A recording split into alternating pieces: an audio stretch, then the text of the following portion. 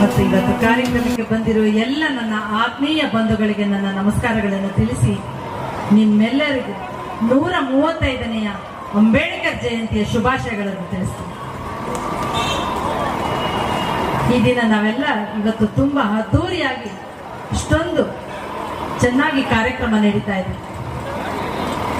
ಭಾರತದಲ್ಲಿ ನಮ್ಮೆಲ್ಲರ ಮಹಾನಾಯಕರು ಈ ಭೂಮಿಗೆ ಬಂದಂತ ದಿನ, ದಲಿತ ಸೂರ್ಯ ಅಂತ ನಾವು ಯಾರನ್ನ ಹೇಳ್ತೀವಿ, ಆ ಮಹಾತ್ಮ, ಆ ಪುಣ್ಯಾತ್ಮ, ಆ ಮಹಾನಾಯಕ ಭೂಮಿಗೆ ಬಂದಂತ ದಿನ, ನಾವೆಲ್ಲರೂ ಇವತ್ತಿಗೆ ಸಂಭ್ರಮಿಸುವಂತ ದಿನ. ಹಾಗಾಗಿ ಇವತ್ತೆಲ್ಲರೂ ಇಷ್ಟೊಂದು ಅದ್ದೂರಿಯಾಗಿ ಜಯಕಾಂತ್ ಅವರು ಬಹಳ ವಿಶೇಷವಾಗಿ ಇವತ್ತು ಇಲ್ಲಿ ಕಾರ್ಯಕ್ರಮವನ್ನು ಆಯೋಜಿಸಿದ್ದಾರೆ. ಅಕ್ಕವರೇ, ನೀವು ಇವತ್ತು ಕಾರ್ಯಕ್ರಮಕ್ಕೆ ಬರಬೇಕು ಅಂತ ಹೇಳಿದ್ರು. ನನಗೆ ಎಲ್ಲೇ ಅಂಬೇಡ್ಕರ್ ಜಯಂತಿ ನಡೆದ್ರು ಆ ಕಾರ್ಯಕ್ರಮದಲ್ಲಿ ಭಾಗವಹಿಸಬೇಕಾಗಿರೋದು ನಮ್ಮೆಲ್ಲರ ಕರ್ತವ್ಯ ಅಂತ ಹೇಳ್ತೀನಿ. ನಾನಿವತ್ತು ನಮ್ಮ ಯಜಮಾನರು ಕೆ ಶಿವರಾಮ್ ಅವ್ರನ್ನ ನಾನು ನೆನಪು ಮಾಡ್ಕೊಳ್ತೀನಿ. ನಮ್ಮ ಯಜಮಾನರು ಕೆ ಶಿವರಾಮ್ ಅವರು ಬಾಬಾ ಸಾಹೇಬ್ ಅಂಬೇಡ್ಕರ್ ಅವ್ರನ್ನ ಅಂತರಾಳದಿಂದ ಬಹಳ ಅಗಾಧವಾಗಿ ಗೌರವಿಸಿ ಆರಾಧಿಸಿದವರು. ಅವರ ಪ್ರೇರಣಾ ಶಕ್ತಿಯಿಂದನೇ ಓದಿ IAS ಆಫೀಸರ್ ಆದವರು. ಯಾವಾಗ್ಲೂ ಬಹಳ ಹೆಮ್ಮೆಯಿಂದ ನಾನೊಬ್ಬ IAS ಅಧಿಕಾರಿ ಆಗಿರೋದಕ್ಕೆ ಡಾಕ್ಟರ್ ಬಾಬಾ ಸಾಹೇಬ್ ಅಂಬೇಡ್ಕರ್ ಅವರೇ ಅಂತ ಬಹಳ ಹೆಮ್ಮೆಯಿಂದ ಹೇಳ್ಕೊತಾ ಇದ್ರು. ಈ ದಿನ ಅದನ್ನ ನಾನು ಬಹಳ ಹೆಮ್ಮೆಯಿಂದ ಹೇಳ್ತೀನಿ.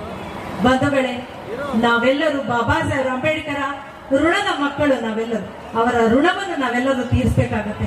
ಇವತ್ತು ಒಂದು ದಿನ ನಾವು ಸಂಭ್ರಮಿಸಿ ನಾವು ಆಚರಣೆ ಮಾಡುವಂಥದ್ದಲ್ಲ, ನಮ್ಮ ಕೊನೆಯ ಉಸಿರಿರುವವರೆಗೂ ನಾವು ಬಾಬಾ ಸಾಹೇಬ್ ಅಂಬೇಡ್ಕರ್ ಅವರನ್ನ ನೆನಪು ಮಾಡ್ಕೊಳ್ತಾ ಅವರ ಋಣದಲ್ಲೇ ನಾವೆಲ್ಲರೂ ಬದುಕ್ತಾ ಇದ್ದೀವಿ.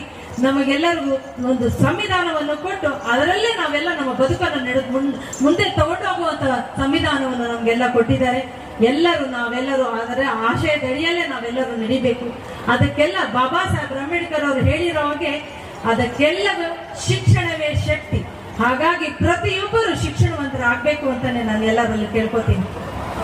ಈಗ ತಾನೇ ಹಾಡುದು, ತುಂಬಾ ಒಳ್ಳೆಯ ಹಾಡನ್ನು ಹಾಡುದು.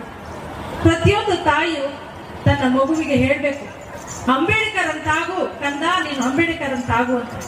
ಯಾವ ತಾಯಿ ತನ್ನ ಒಡಲಲ್ಲಿ ಇರುವ ಮಗುವಿಗೆ ನನ್ನ ಮಗು ಅಂಬೇಡ್ಕರ್ ಅಂತ ಆಗ್ಬೇಕು ಅಂತ ಯಾವ ತಾಯಿ ಬಯಸ್ತಾರೆ, ಆ ದಿನ ಆ ಮನೆಯಲ್ಲಿ ಒಂದು ಚರಿತ್ರೆಯೇ ಹುಟ್ಟುತ್ತೆ, ಒಂದು ಹೊಸ ಅಧ್ಯಾಯವೇ ಹುಟ್ಟುತ್ತೆ. ಆ ಮನೆಯ ಒಂದು ಬಹು ಎತ್ತರಕ್ಕೆ ಬೆಳೆಯುತ್ತೆ.